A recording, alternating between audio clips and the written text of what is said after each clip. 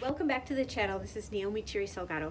I came up with this very basic, very simple project that you could create. You can do this with any shape or size of canvas that you have. I originally recorded this video as one long tutorial, but it got too long, so I broke it into 3 parts. Today is part 2, and we're going to be talking about mixing greens and painting land, and also mixing neutrals and painting tree bark. So let's get going. I have you set on my palette so that you can see what I'm doing. The brightest color of green you could make would be using cerulean blue, what I showed you earlier. This is that more tends to green, and this yellow tends to green. And when you mix two that tend to green, they really go to town and make a bright, vivid green. See that? Almost looks unnatural, this color of green. And I want to show you, so this yellow tends to orange, cadmium yellow, and this blue tends to purple, ultramarine blue. So when you mix the two together that tend to go the opposite way, you get a green that's more like an army green. I don't know if you can see that very well. It's kind of dark. I'm going to add more yellow so you can see what I'm talking about. So this yellow here, green. See that? This one compared to this one looks pretty natural. I feel like you'd maybe see that outside more than this one. This looks like fake turf green, but sometimes it's useful, and having the two extremes, you can mix them together and get the color green that you are looking for. Another option, if you have black in your set, you can mix yellow with black or Payne's gray or something like that, and you will get actually a pretty natural looking green. So you're going to want to make different kinds of green, different shades of green. You can mix and match the two blues and the two yellows, or black if you have it. You can add white into it. That increases the value, lightens it up. Let me just show you what that might look like. It also kind of desaturates it, so it's not quite so in your face. See, this is more of like a mint green, something like that. Also over here, we can show you what this looks like, lightened up.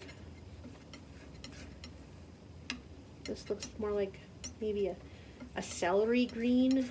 This would be kind of a pretty wall color, actually.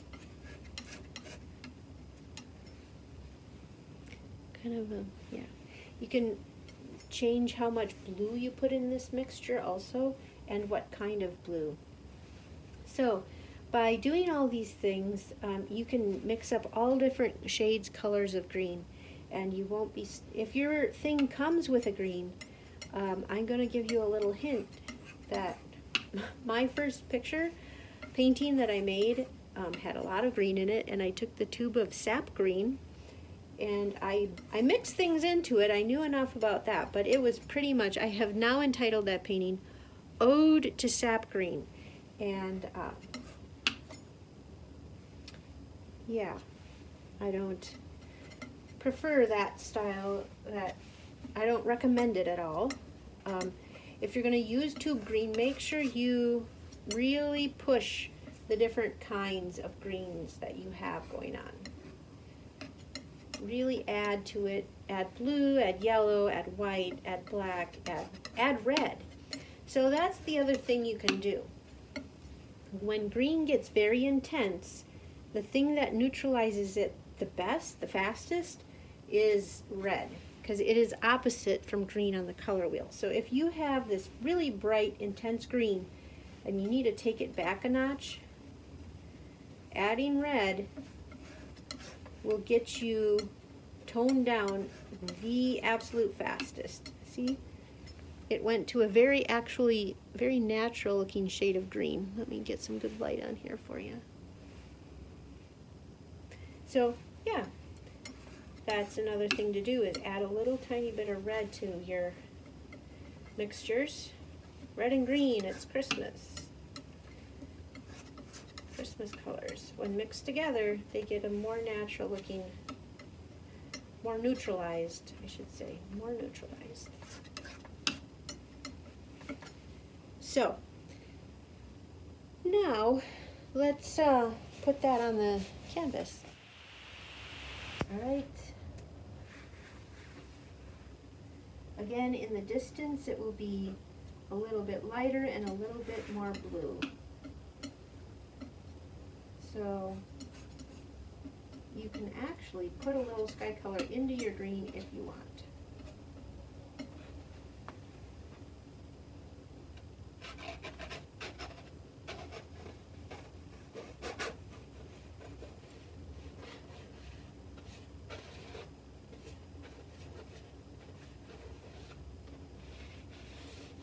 I'm painting with a knife right now. Not in any good way, I'm just mushing it on. Again, it's your painting, you can do however you like. But I'm making sure that this distant green is not snappy. It's got plenty of sky color in it, plenty of blue and white, so that way it doesn't call out. It doesn't, so that way it lays flat back into there. But now that that distant layer is in there, I can put in a brighter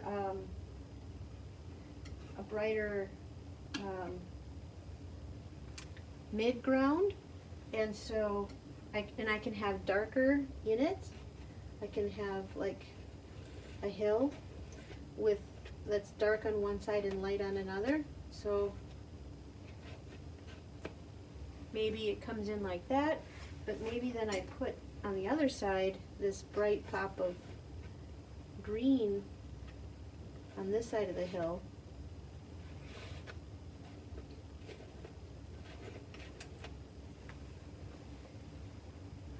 And so that would put the sun coming from this side, because it's hitting this brightly where it's kind of sunny yellow, and then by the time it gets to this side, it's more blue and dark. Does that make sense? So even though we're just, doing a landscape, you want to kind of have that in mind of sun and where it's coming from. You kind of want to have some kind of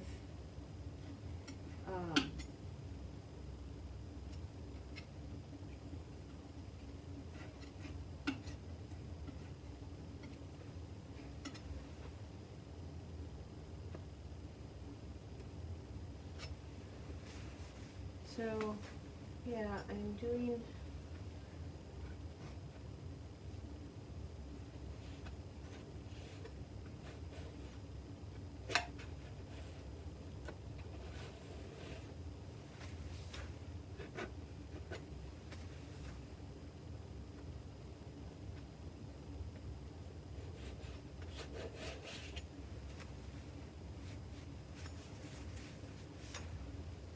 this looks like it's further in the distance and yet it's lighter, so I don't like that. I mean, it's darker. If it's further in the distance, it should be a lighter than this one. So I could also just darken this one. Yeah.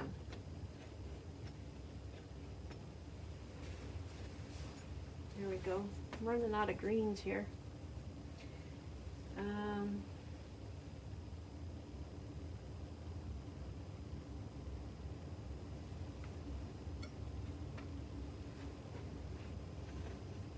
This is where our tree's going to be, so we're just going to put the whole thing here dark. It's going to be in shadow.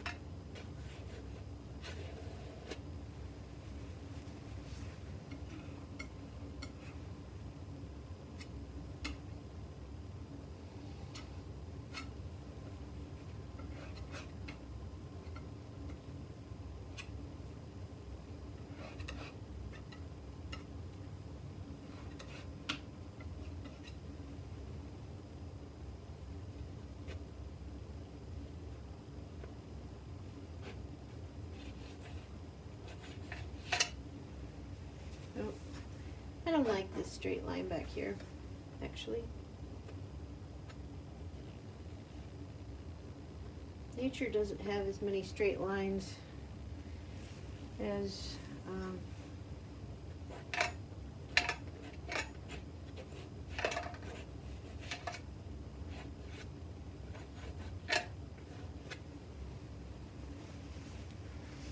need to figure out right here.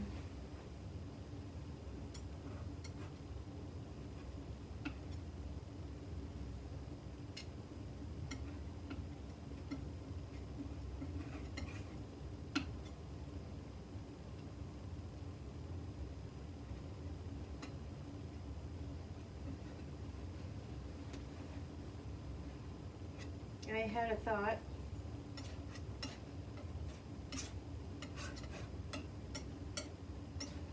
I think there's going to be some bare earth up close here. Kind of patchy where the grass doesn't grow so well. But there will be some grass too. But again, this is the most vivid.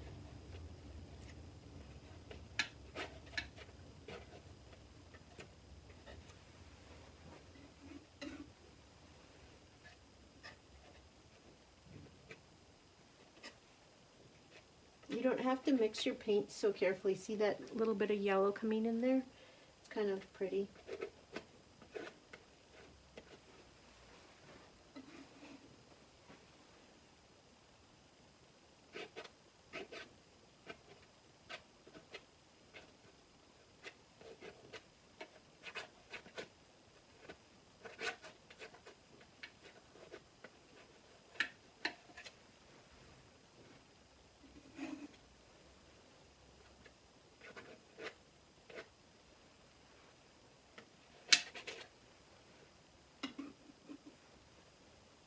I'm putting a little of the same color on this side, even though the tree's going to be here, but I want it to look like it's the same picture. You need unity, and you also need variety.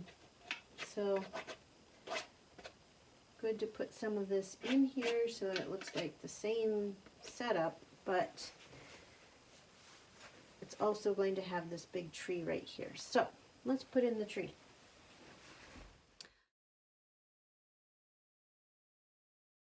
First of all, using a palette, I always keep my colors in the same order, and then I know where they are. And I always keep these little piles of color out here, and even when I'm not painting, because I paint pretty frequently. If you don't paint frequently, then yes, you only squeeze out what you need for that day, but I keep those out. Another thing I do is, at the end of my painting session, I scrape all of this mixed color up together. Sometimes if they have big piles of darks, I'll scrape those together, and big piles of lights, and I'll scrape those together. And then I get this kind of weird neutral mixture that I just plop in the corner as a new color of its own. So that's what these things are over here on the corner. They're starting to dry out a little bit because apparently I haven't painted for a little while. Yes, Christmas is coming. Ah, I miss painting. So anyway, after a few days, it gets crusty on the top, but the inside is still good. So anyway, I just rescued the inside. I'm going to throw away the outside. That's what I just did. And I have a dark version, and I'm going to do that too. I'm going to rescue the inside, and then scrape away the outside. So anyway, as I was saying, these neutral colors are really good for things like tree trunks, because that's what tree trunks are, very neutral colors. So here we have a dark and we have a light, which is actually perfect because trees have a dark side and a light side when they are out on a sunny day. And I shouldn't say a light side and a dark side. There's patches of light and dark on the tree trunk. Sometimes they're in shadow because the a tree branch is in the way. Oh yeah, I haven't painted in a few days and my paints are getting crusty, so I'm having to put new ones out. Okay, Now, these aren't enough paints for what I need to do, so I'm going to put in some more. So here's some red, and I'm going to neutralize it with green. Oh, I'm going to need more green.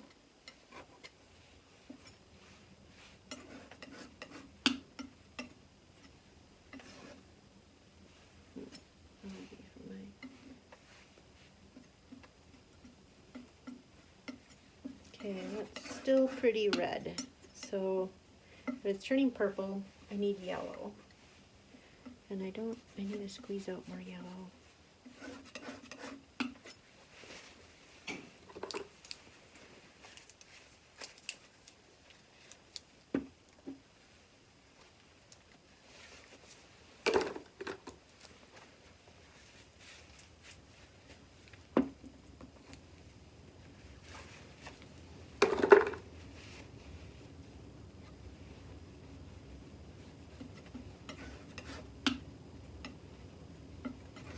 So there's a very orangey brown right now.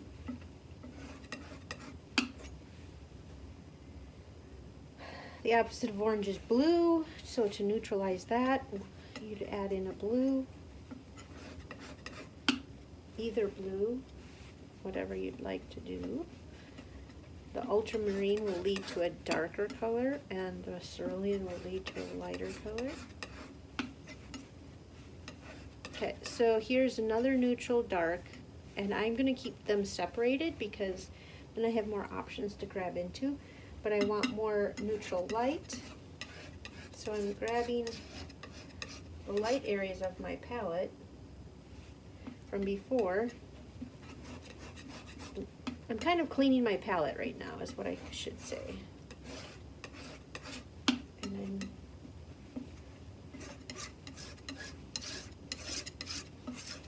so by the time I get done painting, this actually might be pretty cleaned off.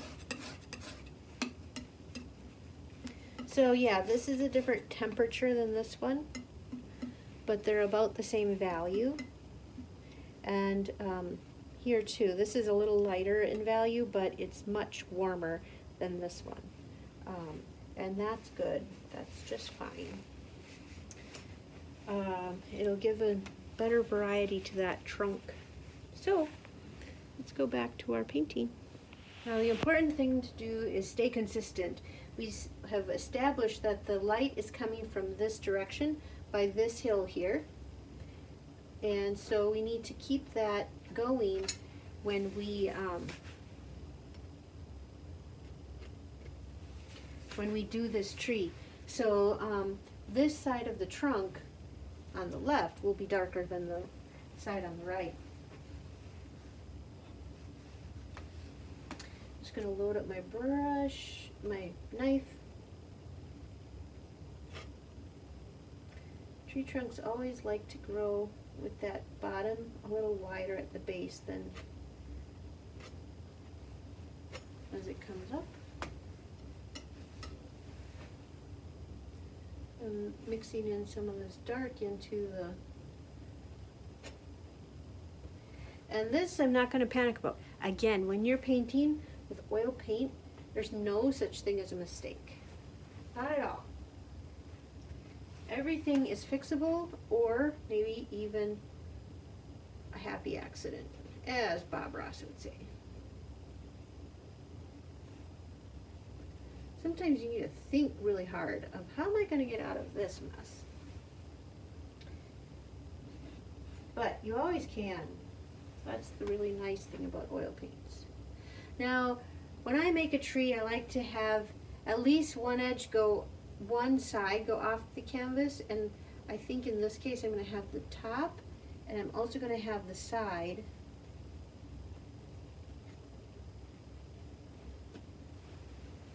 Oops, that's supposed to be in sunlight here.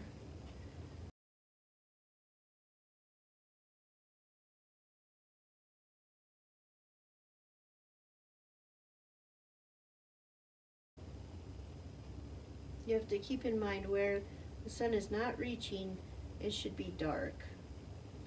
So each of these branches are going to need to get painted twice in effect. To really be able to do that, You're going to have to come through with your light color and then come again with your dark color.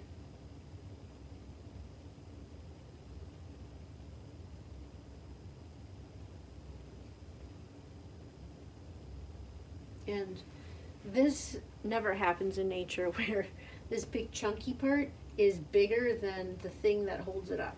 So, I'm gonna have to fix that for sure. That's doable. This is gonna need a lot more girth to it. This is a big old granddad tree. I know this ends so quickly. Sorry about that. You can finish this tutorial on part 3. Check it out. Meanwhile, thanks for watching this video with me, and you can see my work at TerrySalgado.com. Blessings!